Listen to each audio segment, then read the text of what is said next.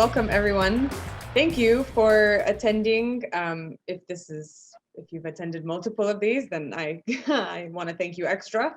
I'm glad to see that so many people are interested in this open branding month that we're doing with our little bits of daily doses of branding.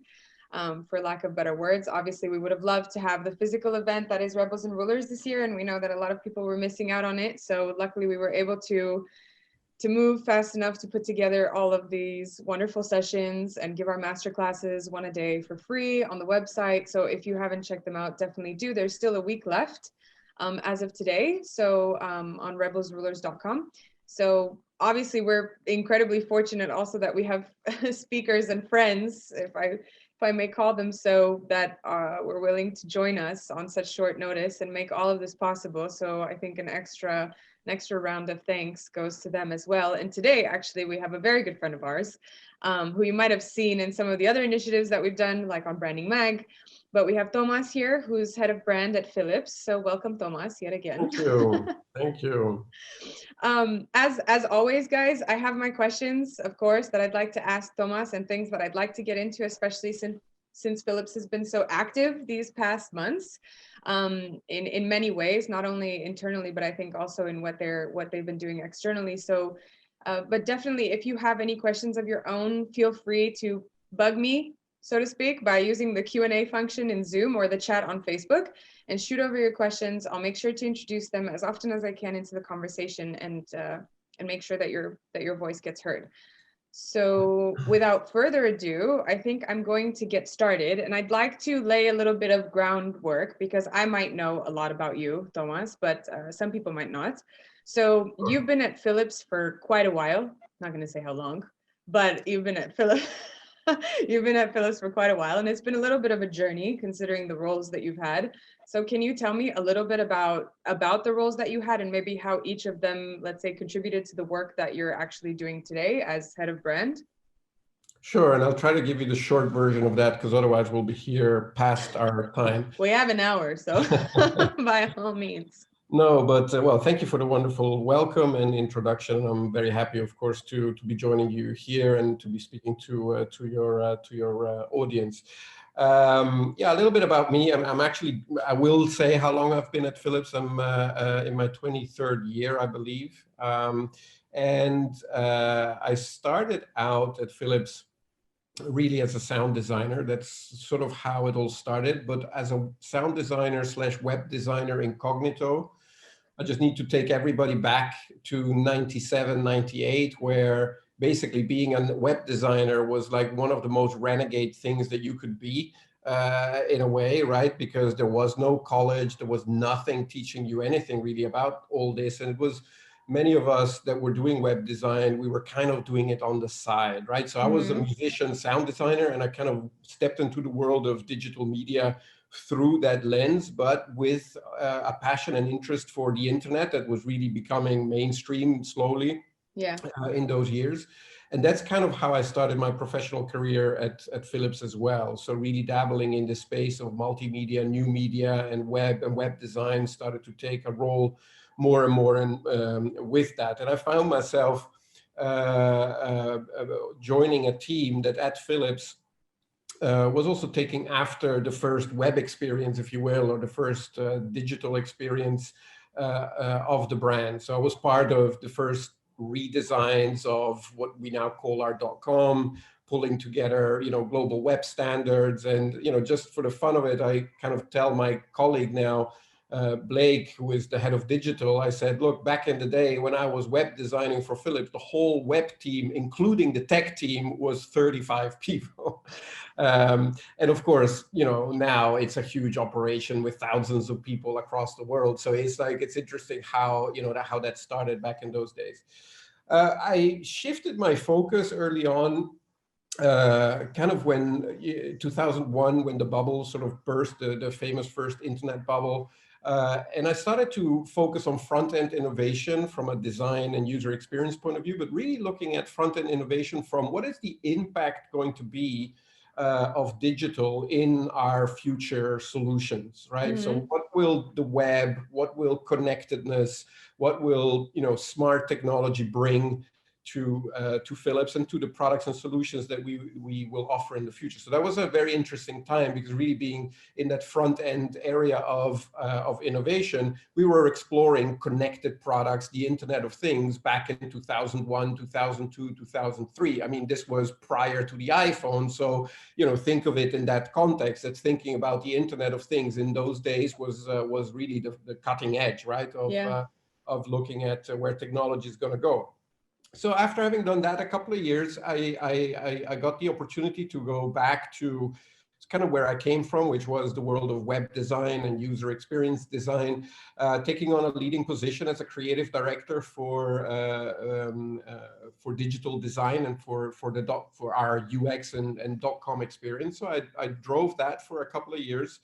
And that is really the time where I started to realize that whether it is the products that I was working with and during the innovation time, and then when I was looking at the .com and where the digital world was heading, of course, social started to really ramp up, right? The Facebooks, the Instagrams, well, first we had MySpace and a couple of others before that, but all of that started to really mature and take shape. And my realization really started to become that this notion of brand experience and the consistency of that brand experience across all of these channels that in the past felt very disconnected, through digital, everything started to blend with each other. And so this concept of orchestrating the brand experience across channels and across touch points and across communications and across everything you do into the dialogues that people have day to day with you as a brand,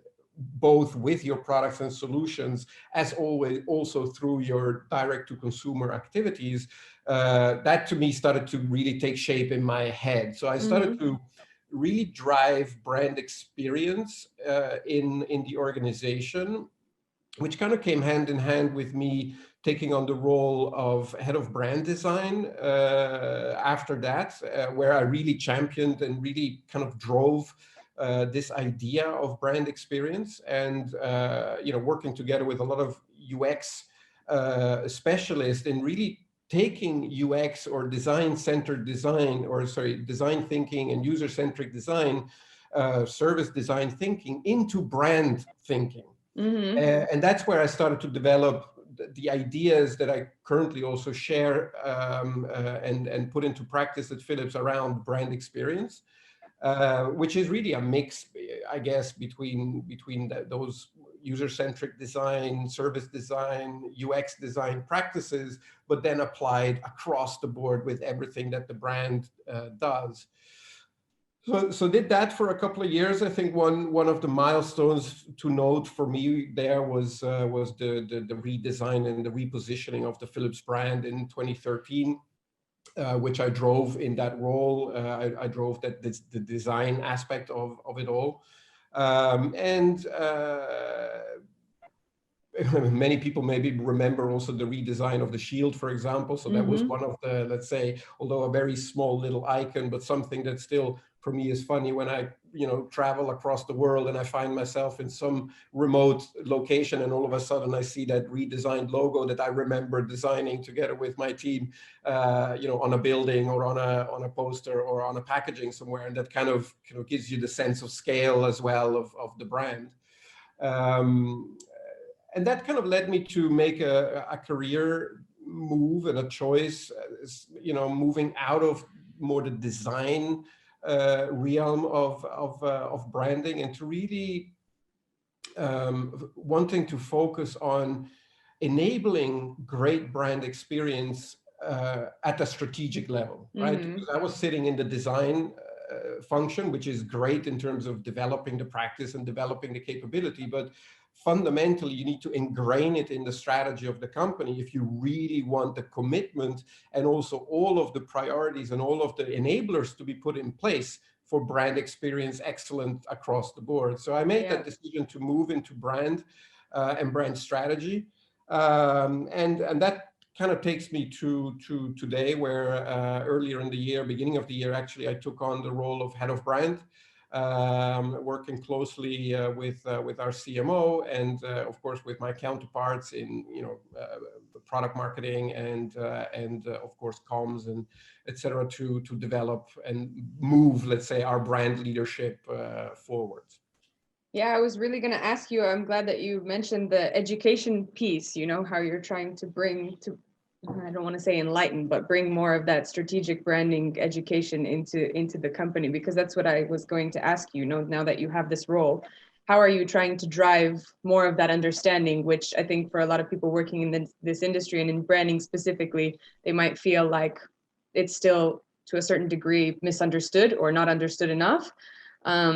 Are there any initiatives that you have internally, or just the way you work with others, or who you decide to sit at the table with, or something like this, that is kind of emblematic of you trying to push that understanding a little bit further into the company?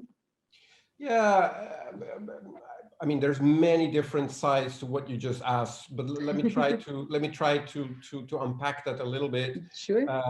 For me, what is really the cornerstone to this conversation is that you need to move, let's say, the concept of branding away from this touchy-feely, abstract-y thing, which ultimately it is, right? Because if you look at it from the outside perspective, you're from a consumer perspective, from a people perspective, the brands are a touchy-feely, emotional thing at the end of the day. But when you need to drive that in the organization, you need to be able to translate that into something that you can actually gauge and actually measure in terms of how it's performing, right? What does it mean to have a strong brand, and on which parameters do you need to measure that? And do you have the measurements in place to have an objective conversation about how well your brand is doing and how well your brand is contributing to your business success? You need to have these measures in place to be able to then also analyze within your organization, where are things going really well and where are things going not so well? Because you need to instill the awareness and the consciousness in the organization that delivering a strong brand does not sit in a department in global headquarters. Delivering a strong brand sits in every single thing the company does. And so that is, for me, let's say, the cornerstone to my activity. So it's developing a language, developing a methodology, and ultimately KPIs, so that you can have an objective conversation about where are we focusing our efforts to build that brand leadership, and how can we progress the strength of the brand forwards. And so that, to me, is the most important piece. And then with that, of course, comes everything that you need to put in place in order to enable the closing any gaps that you see in the way that you're performing, right? Sometimes it is better guidelines, sometimes it is training, sometimes it is assets and tools, sometimes it is relooking at your agency, sometimes it is a better design system, sometimes you need a new logo, and it can be all of the above. Sometimes, the reason why your brand isn't performing is because your customer care center isn't performing, right? So you need the diagnostic tool to be able to say, how well are we doing, and where are we doing well, and where are we not doing well? If that makes sense. Yeah, definitely. Did you have to do, I mean, given that approach, did you do any kind of restructuring or anything like that in order to get the right kinds of people around you, given the fact that you were looking at brand maybe a little bit different than how Philips was before? Well, no, not restructuring, but one thing that for sure is something that is still ongoing, and I'm still and is absolutely a part of what I started to do when I came into the role, is to build the alliances and to build the bridges and the connections in the organization in order to pull this off. Again, my point of view on this is that brand excellence is not achieved in a brand team sitting in an ivory tower in an organization. Brand excellence sits in the whole organization committing behind how to achieve brand excellence. So the unlock here is, how do you create clarity of what brand excellence means, right? What does it mean to have a strong brand? Translate that into a language with KPIs that all of the different functions and all of the different departments understand, and understand what their role is within all of that. And that is the thing that I've been putting most emphasis on in especially putting the measurements in place, right? Is to that we really have that diagnostic, that we really know like what is going on and where. Right, so that you can also say, look, like for example, consistency of your brand experience. If you're seeing that that's doing reasonably well across the world, but you see a gap maybe in, I don't know, customer care. I'm not saying that that's the case with Philips, but let's say that that's where you see a gap, right? Then I would resource myself differently, and I would also prioritize my activities differently.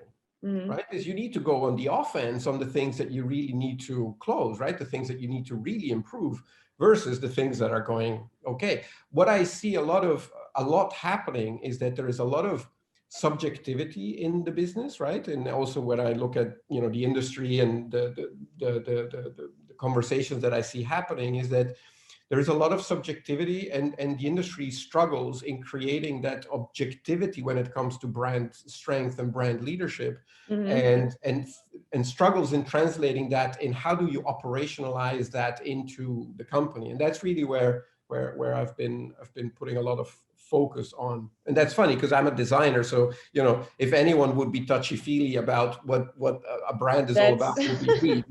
But my realization was always as a designer, it's like, there's so much make the logo bigger that I can do, and just to make a little bit of a joke about, what happens is that sometimes we try to fix a problem in a place where the problem really cannot be fixed, and that the problem is somewhere else. So I'm trying to make that tangible, make that visible, make that actionable for the function of brand, and make that accessible for the organization. So can I ask the obvious question of how? How do you figure out where the problem lies? I mean, how do you go about identifying something that is so, I think a little bit maybe difficult to see, difficult to get alignment on, difficult to agree on as a whole? Yeah, well, I mean, it is difficult, but I mean, the way that I have done it is that I've really looked at what is the metric that qualifies a strong brand, and how can I make that as specific as I can. And I decided to work together with Interbrand on this, because Interbrand also has a very kind of comprehensive structure of how they analyze both the role the brand plays for you in driving brand preference, but also in what are kind of the dimensions both internally and externally on what comprises a strong brand. So I've kind of, by working together with Interbrand, we've kind of looked at, okay, what does this mean for Philips? And of course, subsequently, the most important thing is, do we have all the measurements in place to really measure this, right? And of course, that's a big chunk of work. You need the diagnostic. You need to have an intelligence team that is able to measure this at the level of granularity that you need to have it measured. In my case, at market level, at business level, at audience level, at channel level. I mean, it really goes deep, but you need to bite the bullet, and you need to do that. But then you also need to get senior management and senior leadership commitment on driving this KPI, right? So that for me was paramount in this journey, and securing that leadership commitment and making sure that it's part of your marketing dashboard, right? So that when you, as a marketing organization and as a company, you're driving your KPIs, you're actually looking at how strong, how well is your brand doing. Because when it's at that level and the commitment is there at that level of the organization and of the leadership, then it also gets the commitment and the attention to drive change. Because if you are reporting on a negative trend on, let's say, how your brand is tracking, of course, you will need to bend the curve. You will need to put the countermeasures in place in order to do that. Okay, so then what then happens is you need to then do a root cause analysis. I mean, pretty dry in terms of, what, how to explain this. But it's, at the end of the day, you need to dive deep on the data, go to the Gemba if you know what that means, but at least go, go where the rubber hits the road and really try to understand by looking at the context, looking at the data, looking at the situation, to try to understand what is the underlying root cause. And what are the biggest contributors to the gap that you're seeing in your KPI, and then develop let's say, the hypotheses of how can we fix this? And then you test out the hypotheses, right? You develop an hypothesis, you test it with your customers and your consumers. If you see that that is hitting the mark and it's making the impact, then you start to implement any process changes, any enablement changes, anything that you need to do in order to actually close that gap. That's great. No, I was, this dichotomy between you and Philips is always something that I think confounds us, to be honest. What do I you mean, mean? you, the guy that we know, super creative, super out of the box, super just, I don't know. And it hits to your point earlier. I mean, you made the point just of designer versus let's say metrics driven or data driven or something like this, but it fits very much in line with Philips being the traditional brand that we've known since we were, kids, to be honest. And the fact that the head of brand is you, who, we know you quite well to be super creative and super out of the box. And so it's nice to hear a little bit of how you balance the two, how you bring creativity into the space, but while also realizing and maybe saying something that a lot of people I think in our industry don't want to say, which is that it's not objective enough, and it should be. While we like to sit in some of the people in this industry like to sit in their ivory towers and be untouchable and say, no, there's something about brand that you all just don't understand, which I don't think is correct. And as we were talking to Matt Beispiel from McDonald's, we were saying, and we were in agreement that a lot of the misinterpretation of what brand is completely due to us in the industry using different words, using different, like you said, the language is not the same. Yeah. So yeah, it's creating confusion. And indeed, I mean, of course, being a designer, I'm completely in love with the soft side of it, of course. But one of the things that for me is very important with that, and that is for me the difference between art and design. And that is that when you talk about design, or when you, and that translates for me also in brand and brand experience, is that if you can't quantify what it does, then really you're just left to subjectivity. Yeah. And when you're left to subjectivity, you find yourself in a very tough spot. Also, as a designer, if somebody asks you the question, well, but why did you make that design decision? Because I felt like it. Well, that's not really a good answer, right? Or with assumptions, well, we assume our customers do this, or we assume, right? So yeah. I am very, very data driven in the way that I think. It's like, you need to develop things that actually have an impact. It needs to drive ultimately the business. Ultimately what we're doing is driving a business. Otherwise, we should change profession and we should just become artists, as creatives, etc. Because then, but when you're applying the art to driving business, right? The art of branding and the art of design and the art of experience creation, etc. And then of course it does require the objectivity. And you can only achieve objectivity when you have agreed mutually with the people you interact with on what is the language. Yeah. Right? What is the language that we both agree on, that when we look at this and we look at a strategy, we look at a piece of creative, we look at an identity, we look at our values, that we agree that when it hits this KPI with these audiences, that's when we say it's a success. Mm-hmm. Because only then, we can objectively look at it. Yeah. So let me put another very used word in your field real quick. What about purpose? Can you tell me about what the role of purpose is within Philips and how you see that? Another seemingly subjective term.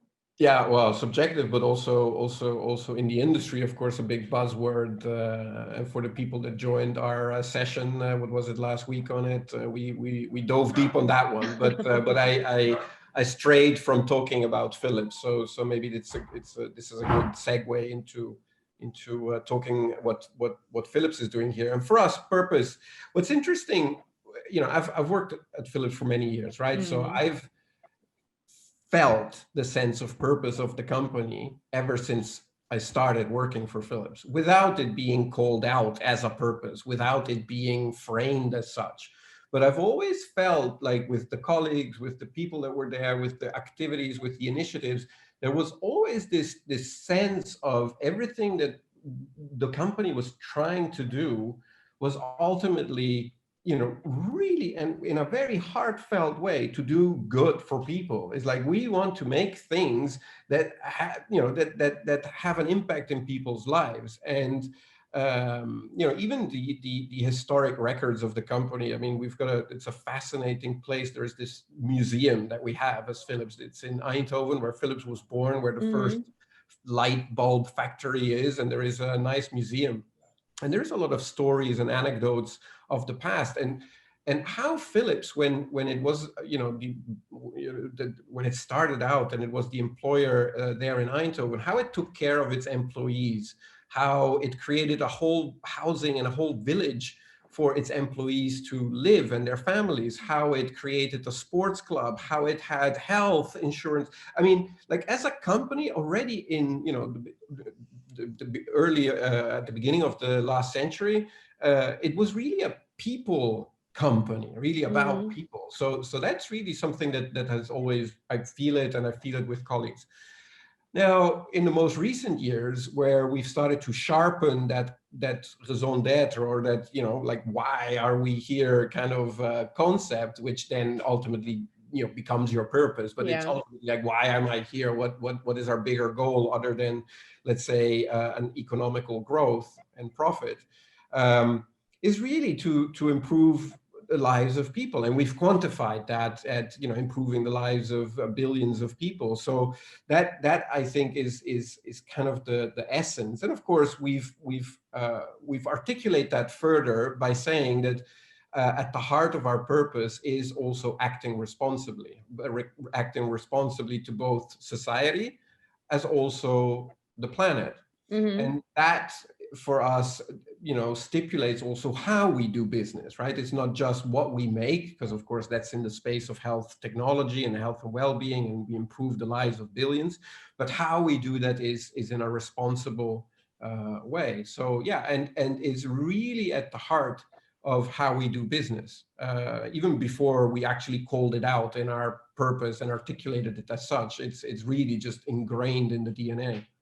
So is this part of the reason why you guys chose to be pretty active during, for example, Black Lives Matter, the movement this year? And you guys were pretty active for, I think it was a little bit unexpected for some, to be honest, from what I've heard. But I'm assuming that it stems from this that you were explaining now, that you guys chose to kind of step in to a certain degree. Am I Yeah, right? I mean, I will admit, I mean, dealing with those moments is always difficult, right? Because there is a lot to consider. It's Yeah. not like, we know exactly what to do every second, but our compass is clear, and because our purpose is clear, and therefore our compass and what our point of view is, that's very clear from the get-go. But then what of course requires time is, okay, how do we respond appropriately? Like, what is the appropriate thing now for us to do? And so that takes time. And, like, we've been sponsoring gay pride across many True. cities across the world for quite a few years already. And we've been quite outspoken, when it comes to human rights and our point of view on that, both as an employer, but also from a brand point of view. Yeah, true. That's true. Can I ask, since you mentioned difficult moments, can I ask maybe what was the biggest risk you've ever taken with the Philips brand and what you might have learned from it? Huh. Well, I find it a difficult question because, I'm always preaching, data centricity. And so for the majority of the things that I do, I go in pretty secure in Okay. terms of knowing what it is that I'm doing. Mm-hmm. And when I take a risk, it's always a calculated risk, so that I ask myself, what's the worst that can happen? And if the worst that can happen is still okay, right? Then that's a calculated risk. So I would say that yeah, everything is done with a pinch of salt. Biggest risk, at the end of the day, I think what we did in 2013 when I redesigned the entire identity of the Philips brand in a crazy speed of time, and we did that in 9 months. And think about it, I mean, like every single touch point, from packaging to web to mobile to advertising, every single thing got an overhaul. And we rolled out, and I had less of a concern when it comes to digital touch points, because if something goes wrong, you just change it. Mm-hmm. But when you start to pump out packaging programs, and these packaging will be out in the market for at least a couple of years and will be out in the shelf. I mean, it's like you print once and it goes, right? It's like, it's not that you can, if something doesn't work. And so we did one thing which I was pretty confident in. But I was scared because, and this is actually funny, I should make a meme out of this one. I never framed it like that. But on the packaging, I actually made the logo smaller. I'm not kidding. We made the logo about a third of the size that it was originally. So we had a huge blue Philips word mark that was almost half the size of a packaging in width on our own design system, and we reduced it to, I think, an eighth of the width, or like a seventh or a sixth of the width. So we made it considerably smaller, but we did some clever things to make it still stand out and to make it still quite impactful. So that was, I remember when making that decision, and we did some testing, and so I was pretty confident that it would work, but still, it's like, okay, we're making the logo a lot smaller. So I would say that anecdotally, that is one of the calculated risk, but one that I say, well, I hope that this turns out the way that I expect it to turn out. How can I ask what prompted the rebrand, and in such a short amount of time back then in 2013? Well, I think it was just a sequence of events. It was the moment in time where the separation with lighting, with our Oh lighting yeah. businesses, was on the verge. And of course, we were starting to develop what now today is known as the health tech strategy of the company, and the direction that the company is taking towards becoming and being a focused health technology company rather than the diversified technology company that we were in the past. So that was that moment in time. Now, then the timeline itself, well, that was just a decision that was made, and so we just needed to make it work. And Okay. and so it was, how are we going to do this in this short space of time? Yeah.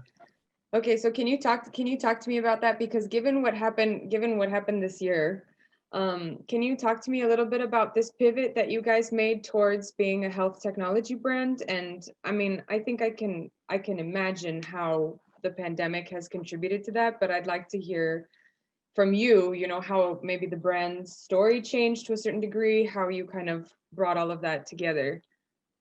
Yeah, professionally, it's been a fascinating year for sure, because, a pandemic like this just puts a lot of things upside down. But yet again, for us as a company, it has accelerated in many ways the path that we were on. Mm-hmm. And so, where at the beginning of the year, one of the challenges that I put on the table together with my team as well was like, look, the Philips brand is known and loved across the world really because of our huge consumer heritage, right? Our TVs in the past, and our light bulbs, and our stereos, and our kitchen appliances. So all of those consumer goods that we've known from Philips from the past, but our future is in this health technology. So how do we bend and how do we start to build, let's say, that brand association and that brand love for a brand that plays in this space? And so that was the beginning of the year. But then the pandemic happens, and all of a sudden you find yourself in a place where our solutions in the health domain are front and center in the news, right? The ventilators that were in huge demand across the world, we make them. And we had to quadruple our production lines in order to cope with the demand that was coming, across the world. And of course, where normally, normal people that don't have a physical condition don't need to think about ventilators, all of a sudden, everyone is reading about ventilators in the news.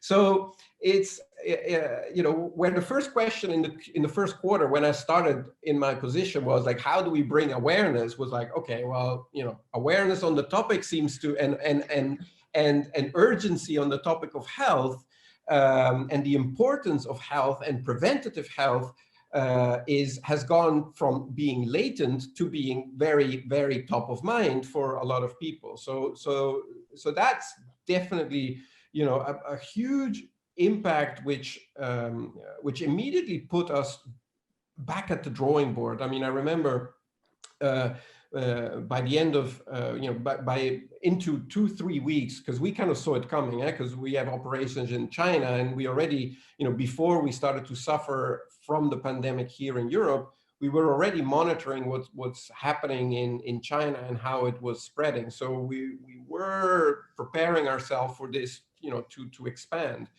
But in a very short space of time, literally 2 weeks, we realigned all of our company messaging, right? So to all of our different audiences, the brand message, everything realigned, redeployed.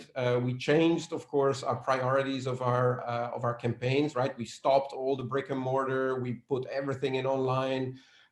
Changed all the messaging in order to reflect and be empathetic to the fact that we're all at home, right? So doing all those changes, and we were able to pivot, let's say, our messaging more empathetically, but also more emphasizing that health aspect and the fact that we are there, especially to support not only people at home now that you're at home and locked up, but also giving a clear message to also the general public and the consumers that we're there supporting the healthcare world as well. Mm-hmm. That was a very important thing for me to be able to do, to say, look, yes, we have products and solutions for you at home to bake nice cookies and to make sure that your home environment, you stay healthy. And the shavers there were no more shavers in Europe. Clippers, everybody had to, do the I remember you telling me that there were no more. You're like, we have no more. Out of stock. Yeah, exactly. That was like one of the most popular products that we had. But like, for example, that also, coffee machines, and everybody wanted to have better coffee at home because they were working from home. Then we had people that had to do the personal care at home. So, I mean, of course, we were answering that, but at the same time, everybody was also concerned about how the healthcare system was coping with this level of pressure, how, the nurses were getting overworked, etc. So we really developed a campaign and developed a message that was really talking and showing how we're there for also the healthcare institutions and, all of our customers in the health systems world, to support them and help them and keep making sure that all of the Philips equipment that is also installed is up and running. Right? Because if you think about the business that we're in, is, when we install imaging or when we install monitoring equipment and solutions, one is installing it, but another big part is we service them as well. We make sure that everything is up and running, right? So even if there is a pandemic, even if there is, we need to keep going in and out of the hospitals, making sure that everything is up and running. So all of that was important. And what's interesting is that before the pandemic, like, to take that to the general public, to general consumers as a message is very hard, right? Yeah. Because the people aren't necessarily listening to a message like that, right? And so the relevancy of a message in that way is more difficult to connect. Whereas now everybody Everybody's was. interested. Yeah. Exactly, everybody was listening. So yeah, so that it took quite some maneuvering and coordination. Again, absolutely, I'm not going to take all the credit here. Absolutely not. I mean, this was a huge joint effort of our entire marketing operation and of course the business operation as well to pivot here. But also like just observing, I mean, I had nothing to do with it, only, I could surface the story, but the creativity in the company has been amazing. Like, for example, um, uh, we make baby phones, right, to monitor your baby in the bedroom. Mm. The business started to hack these phones, baby phones, to actually use as communication monitors in the hospital so that nurses didn't have to get close to COVID patients and could still communicate back and forth, using this technology. So also the creativity, right, of looking at what you have, how can you support this pandemic, going in, doing what you need to do. I think that was just like wonderful to experience, and yeah, very proud. I mean, going through a very difficult time, but very proud to be in a company and driving, let's say, together with my colleagues, a company that is really making a difference. Did you also feel because I feel like people were also a little bit bipolar, for lack of better words, like 5 minutes they wanted to be happy, 5 minutes they wanted information about the virus, 5 minutes they wanted to be happy. There was this constant feeling of like, do we talk about the bad stuff or do we talk about good things? Will it make us seem insensitive? I mean, did you feel this kind of pressure when you were building the campaigns, not just at the beginning, but throughout the year, of I don't know, even informing people of what was going on as a brand, to the level that some governments were doing? I mean, when you're at this scale and you're so on the ground all the time, I'm assuming that there must have been some kind of pressure that you guys felt as a large organization to also disseminate the right information about what was going on. And the right information is also kind of, Yeah, well, I mean, we made sure that the information related to our solutions was the right information, so that Mhm. we made sure to stay close to what we do and what our expertise is and what we actually deliver, and we kind of stayed away from territories that are not up to us, right? And Mhm. so that is clear. Now, on the consumer side, I think we focus predominantly on making home this place where you now are, you need to reinvent your space as being your workplace, as being your studying place, to be like it basically becomes everything, because everything needs to be done from home, and making home a better place to be. So that was kind of our angle to it, and reinterpreting and looking at what our solutions and our products do in the home, and giving that an angle, and giving that a purpose in this new reality, right? In this new reality that we had at home. Whereas on the health system side, I mean, it was really about, through our foundation, the Philips has a foundation, making Yeah. sure that we support places where access to care is difficult, right? And so we've supported with donations, with ventilators, donations with also imaging systems, helping out in multiple places, multiple regions, also in Italy, where at some point the situation was very, very grim. We stepped in to help. On the ventilator side, of course, it was really, the focus was stepping up the production. Our factories are in North America, in Pennsylvania, in Pittsburgh, where we had to add factories. And there, what was interesting is that the geopolitical situation was one of closing down the borders and shutting down all of the air connections, Travel, right? yeah. But all the factory might be in North America, but all the components that go into the ventilators, they come from many places. So Yeah. you need to keep the air traffic going for at least those those things, right? So to be able to keep the production up. So, that was going on, speaking with governments, of course, not me, but we as an organization dealing with that.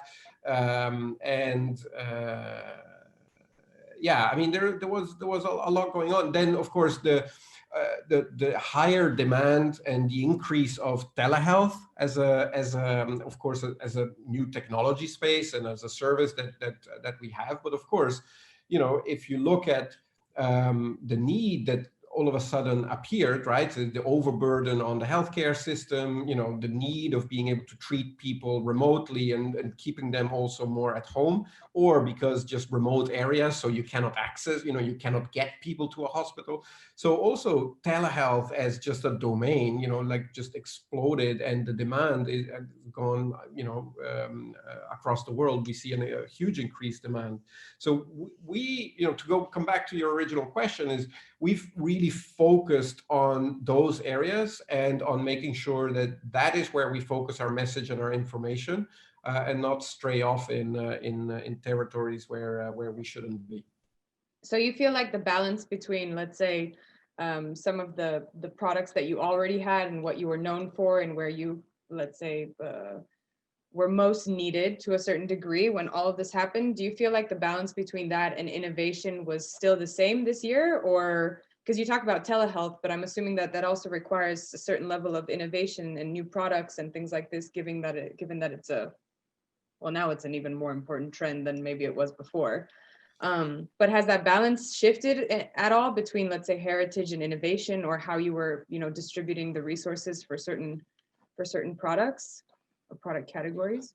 No, well, for sure, for sure there was redistributing of resources, for sure, and for sure, making sure that we put the resources, and the resources were put there where the growth and the demand was. I mean, because at times of crisis, I'm also thinking that as a business, you're sitting there thinking, okay, well, we also need to survive, like no matter what happens, we also need to survive. So I'm just wondering, when you're so expected to innovate because you're in the spotlight, and you need to continue helping in whatever way you can, but there are so many reasons why companies are kind of hunkering down and trying to maintain whatever they already have to ensure that you need to do both.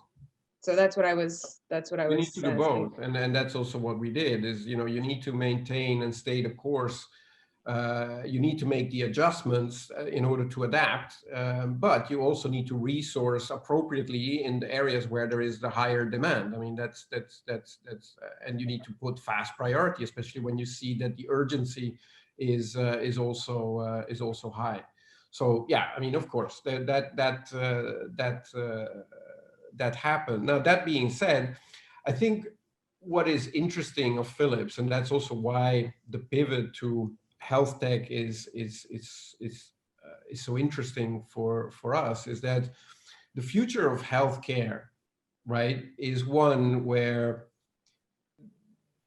we as consumers and patients, we will come more and more in the upcoming years, 5 years, 10 years, in some markets faster than in other markets, but we will come more and more in a position of choice and in a position of making the decisions. We want to be more and more empowered when it comes to our own healthcare, where we want to be more empowered in managing our own health. And the older we get, the more we deal with chronic disease. And of course, when you deal with chronic disease, well, you don't want to be stuck at the hospital all the time. You want to be and have, for as long as you can, the best quality of life from home. Now, the big transformation that is on our way and happening in the health systems is this democratization of health, right? In many ways, where, at first you were, subject and at the demise of whatever healthcare system your country has, and well, that's your doctor, and he sends you to this hospital, and right, there is a certain, well, little to, or little control that you have over it. We will go into a not so distant future where, we will be more and more in the driving seat as patients and as consumers. Now, as a Philips brand, we are well established in people's homes, right? And often, if you think about it, in all the rituals, from the moment you get up in the morning and you clean your teeth and you have a breakfast, down to the moments that you go back to bed, Mm-hmm. we have products and solutions that help you or that support you during that day. So we know we've got a deep understanding of consumers, consumer behavior at home, rituals, both nutritional rituals, personal care rituals, health rituals, etc. And then at the same time, we've got this long history in health systems. People maybe don't know it, but Philips was one of the first companies doing X-ray, already, what is it, 60, 70 years ago. Yeah. So we've been in health systems, for many years. And when these two worlds of consumer world and the healthcare world start to blur, these lines start to blur, Philips is in a very unique position, in a very unique place to be able to bridge, let's say, that continuum of care where you as a consumer or patient, you're trying to lead a healthy lifestyle. But once you go into, there is something wrong with you and there is a diagnosis that needs to happen. And then based on that diagnosis, there is a treatment that needs to happen. And then after that treatment, there is a recovery. And then after that recovery, you hopefully go back home. And in some cases, you go back home with a chronic condition that you need to then manage. Let's say that you've got like a heart disease, or you've got cancer, or you've got a respiratory disease. I mean, these are things that you will need to manage and deal with for the rest of your life often. So that entire ecosystem and that entire continuum of care is something that we as Philips, we've got all of the capabilities and all of the touch points to actually be able to orchestrate and to play a crucial role in bridging these worlds and these phases. So that is very much, let's say, where as a brand and as a company we're moving towards and we're pivoting towards. So is that kind of what rebuilding after this global crisis looks like to you? Focusing on this next stage, let's say, of where society is going. Is there anything that other brands can learn from what you guys are doing to, let's say, recover?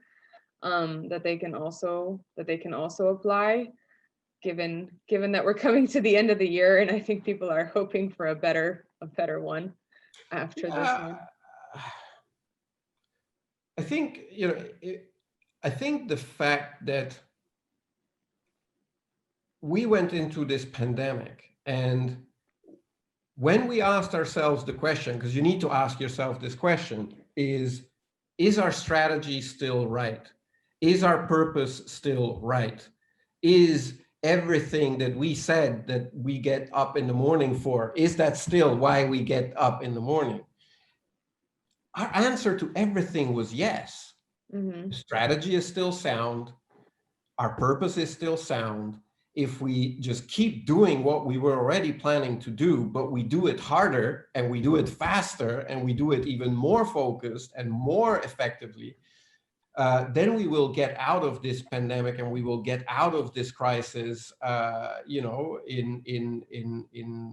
a positive way. And then on top of that is we need to play our part in rebuilding, right, a future that is better than what it was going into this pandemic, right? And we need to also partner with governments. We need to partner with other companies. We need to partner with other entities in order to, rethink how we rebuild what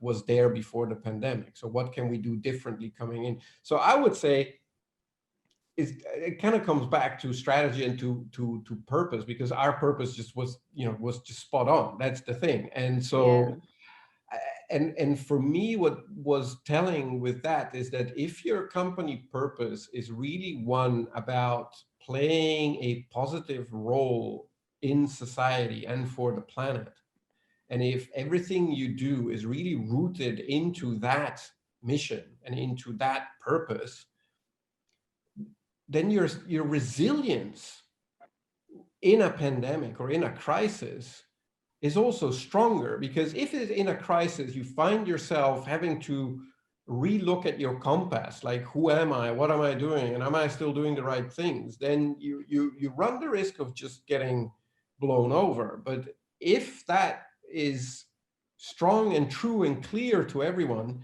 the crisis will just give you more focus, right? It will help you galvanize and will make you, hopefully make you stronger. Hmm. You mentioned this, and I know that last month, I think it was the Wall Street Journal that published, right, the ranking of the 100 most sustainably managed companies in the world, and Philips was number 2. So can I ask what role sustainability also plays in like your recovery strategy, how you're thinking about the way you guys want to do things moving forward as well?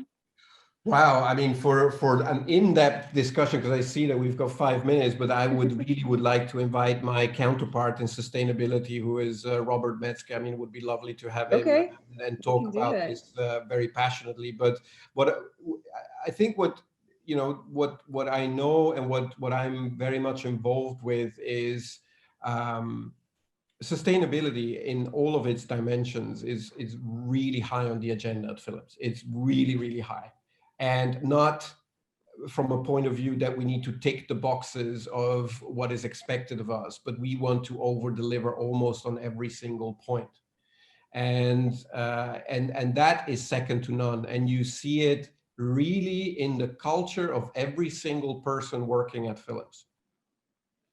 And that is, to me, if I can say anything, it's that. And sometimes, and maybe that's a nice, I mean, from my point of view, at least, a nice closing thought is that a lot of people, because we opened this with that, a lot of people ask me, Thomas, like, you've been at Philips for 23 years. Like, Why?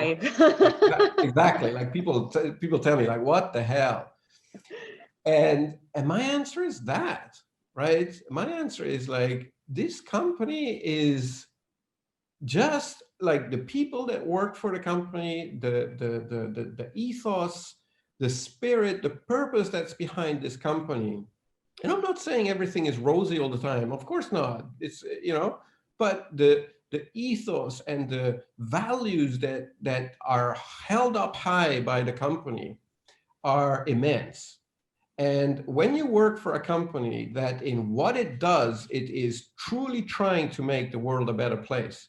And when the ethos of how you get there is also by doing good for the planet and doing good for society, then you feel that every day, all the effort that you put in, going in and out of, work and doing your job is time spent at trying to make an impact and trying to make a difference. And I think that is something that me and a lot of my colleagues also feel. And I think that's what makes it special. And that's why we're, number 2 sustainable brand, number 1 or number 2 best employer. I mean, it's like, the accolades in this space are quite high.